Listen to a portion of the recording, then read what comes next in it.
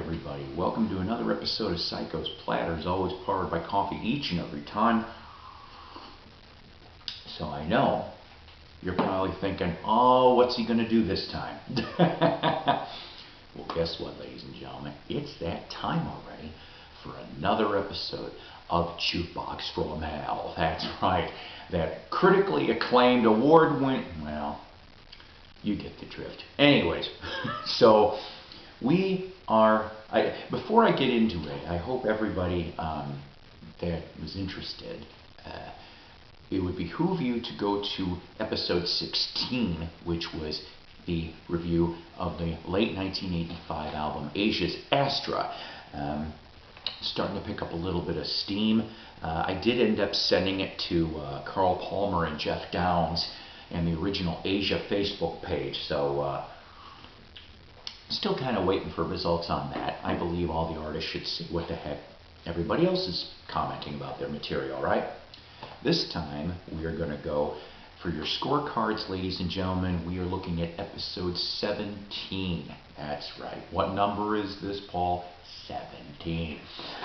Then so we're going to go into the 1987, August 1987 album from the Monkees, Pool It. Now, I should state that I have had several requests, okay, several requests, but let me mention that in a way this is going to be a tribute episode too, okay. I'm sorry guys, every time I think about this it kind of gets me kerfuffled. I don't know, whatever Streisand used to say. But Kevin Reed, okay, who was known as Beans in the vinyl community, he has been gone for slightly over a year now, and Kevin was one of the first people that I talked to that I was going to do this series. He knew, that I was bouncing it around in my head, and he knew I was going to call it Jukebox from Hell, but he's like, you ought to do this album. So this one here is for Kevin Reed, rest in peace, sir. Also other people, Sam St. John requested this, and a couple others. All right? Okay. So here's the front, here's the back. This here, research, always done by me through Monkees' official website, Wiki, and AllMusic, combined in a little bit from one of the Monkee fan forums. All right? Alright, so this year, like I said, released in August 1987. This was, how all this kind of got started was a multiple factors, alright. You had MTV/Nickelodeon re-airing all the old Monkee episodes, okay, from the original run of 66 to 68, alright. You had that, which of course sparked interest. Arista releases Then and Now, which is old and new. 3 tracks were new, only sung by Mickey and Peter. Okay, Davey was not involved, Mike was not involved. But it was enough to go off and say, hey, get Davey on board. We're going to have the 20th anniversary tour, 1986. So you have all those factors that are coming into play. All of the Monkees classic albums get all reissued, and all of them land on the charts in different positions, which I think is totally awesome. 86, 87 was like the second wind of the Monkees, if you will. That's where your start of it was again. So this here ended up being, this was the 10th album from the Monkees. The first one, of course, since June 1970's Changes. Yeah. So you're talking 17 years. It took 17 years to get to this point. All right. Before I go any further, of course, on a record collector standpoint, you have here a neat little photo inner sleeve, and then this album was released on Rhino Records, but you got yourself a custom label, okay? That looks like Pool Water Blue, of course, to fit this. Never a big fan of the cover, for God's sakes. I'm like, all right, whatever. It's cheesy, but you know what? I'm still glad it came out nevertheless. So, this album, all right, only made it to number 72 on the Billboard 200 charts. They released 2 singles in the US here, Heart and Soul, which I thought was one of the better songs from that album. Only made it to number 87. The second single, Every Step of the Way, didn't chart.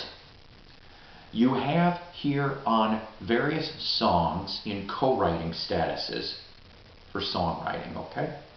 You've got Bobby Hart, of course, from Voice and Heart. You got Martin Page from Mr. Mister. You got Mark Clark, who Mark Clark was in the Monkees touring band, but he also was in Uriah Heep. He was in Rainbow. He was in Natural Gas. He was in bunches of bands, all right? Ian Hunter, Tommy James, and others, like I said, do contribute to the songwriting. You've got various studio musicians, but the 2 that are of names of prominent, Davey Farragher on bass, who he was a founding member of Cracker, the 90s band, you know, the one that does Low. I love that song, and I love Cracker too, so it's kind of neat that he's on a Monkees album. And also on drums, Curly Smith, who he was in the 70s a member of JoJo Gunn, and then of course way after this album here, he would end up drumming for the group Boston. So you got them and other people too on this. So basically, let's get to the meat and potatoes of everything here. Track 1 starts off like a Heart and Soul. Starts off great here with this one, and it is my fave off the album, but a strange video. If you've never seen the video, I'll put it in the comments as a video bonus. I'll even probably put Every Step of the Way in there too. So you'll have a couple video bonuses this time around to look at. Track 2, I'd Go the Whole Wide World. Alright, truth here. This is how I got it all written. It's a cover of the mid-70s song from Reckless Eric. Never been a big fan of this song, but saying that, Mickey does do a real good job on this. So, don't like the song, but I like his delivery. Does that make any sense? Okay. Cage the Elephant actually does a cover of this song too. Go figure. So, I've never heard Cage's version. I may have to check that out. Track 3, Long Way Home. A really nice Davy ballad. Then again, I'm a sucker for Davy ballads anyway. I can't talk today. Thought I had enough coffee. Track 4, Secret Heart. I'm not gonna lie, for the first 15 to 20 seconds, I thought it was a girl singing this. Not a big fan of this song. Maybe it's the 80s production. I just don't know. Track 5, Getting In.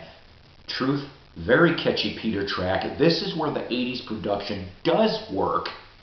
And I know this is going to sound goofy.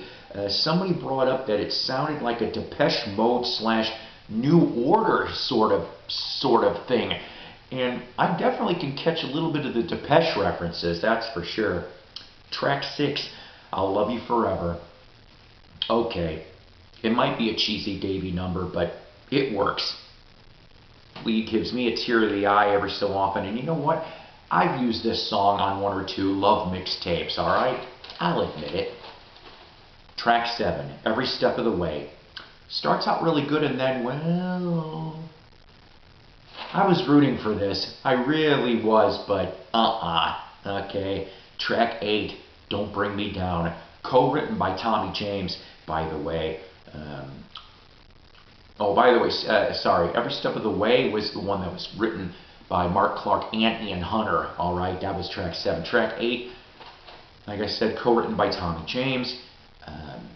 Really do dig this Mickey song number. Excuse me, I can't even read my writing sometimes. Somebody brought up a little similar to Rod Stewart's Forever Young, just a little bit. And you know, there's nothing wrong with that. Track 9, Midnight. Really like this laid-back rocker from Mickey. 80s vibe, definitely. And you know what? It might be in my top 3 favorite songs off this album, seriously. Track 10, She's Moving In With Rico. Davey does a great job on this song. He really, really does. But I just don't like the song. Not sure if it's the occasional island-like rhythm, or it's just the song in general. I can't deal with it. Track 11, Since You Went Away. I like this real witty Peter track, and this and it needs to be used in a goodbye mixtape, you know, for somebody that you broke up with. And lastly, track 12, Counting on You, a beautiful ballad for Davey, from Davey, to close out this album. Maybe turn down the keyboards just a little bit. That would have been great. Sorry guys, I thought I had enough coffee today. So here's the afterwards. In my opinion, and once again my opinion, a really nice album, but it's not perfect by any means.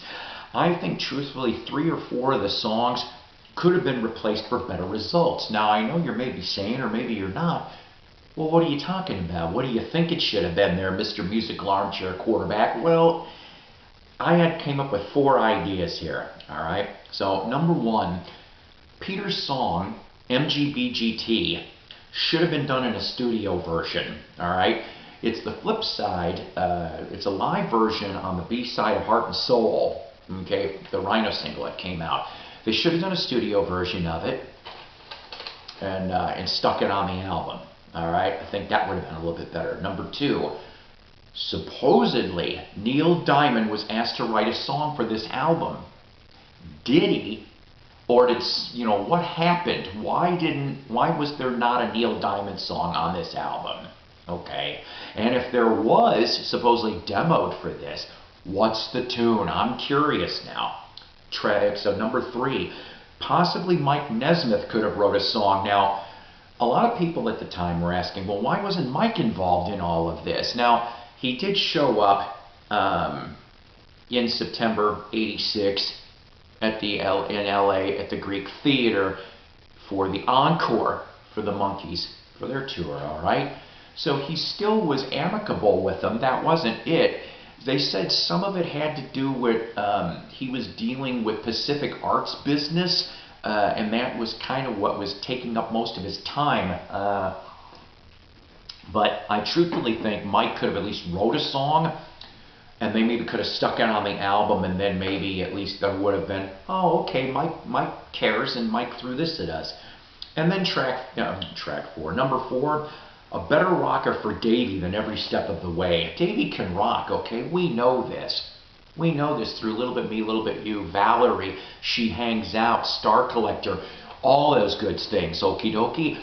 But there could have been a better rocker for him than every step of the way. That's what I'm just saying about that. So, after all this is said and done in the opinion part, the tours in 1986-87 went over very well. July 10th, 1989, Hollywood Walk of Fame reunion. All 4 of them were there for that. And then you don't get another Monkee studio album until October 1996, when Justice is released on Rhino Records. All 4 of them involved in every step of the way, see what I did there, of that album. But I hate to tell you, we might be examining that episode another time down the lane. So, what do I say about this? I say that this is not a great album. I think it's a decent album. I'm a Monkees fan. I've been a Monkees fan since 5 years old, okay? And I just, honest to God, I think if they would have replaced 3 to 4 of the songs on this LP, it could have been a little bit stronger. It did not deserve the number 72 on the Billboard chart, okay? I think, truthfully, maybe it should have been 40, I would say, like between 30 and 40 on the charts, especially if they would have strengthened up the album a little bit more. I definitely think they would have had themselves at least a top 30 album here if it was done right. So, I know you're asking yourself, and some of you are going, oh God, here he goes again. What are we going to review for the next episode of Jukebox from Hell? Well, I had one idea, but we're going to save that one for another episode. So we're going to go backwards by about 14 years, ladies and gentlemen, to 1973. And this is another one by request from this great Chicago area band. They're still around, sort of. Still around. They had another second or third wind, if you will. But we're going to go with the only album that, in my opinion, of the original lineup of Styx should have been better. We're going to go explore Styx's The Serpent is Rising for episode 18 of Jukebox from Hell. So, like I said, are you a Monkees fan? Are you a huge Monkees fan like me? Do you like some of their songs? Whatever. Did you buy this brand new? I bought it, I think, the first week it came out. Alright, now this isn't the copy I had. And of course, signed by Davey when I met Davey in 2005. And I think he even shook his head when he signed that one. So I'm like, but what's your favorite song off of here? What's your favorite Monkees album or Monkees song? All right, that's one thing I would say about this. And then also, do you have any other future suggestions for Jukebox from Hell episodes? I have been given about 7 to 8 different things to explore. We will go through those, just like we did with this, just like we'll do with Styx. Is there something you would like Psyko to go off and review for Jukebox from Hell? Let me know in the comments. I always love doing these things, and I love seeing you guys too. Take care, God bless, rock on, and we'll see you next time.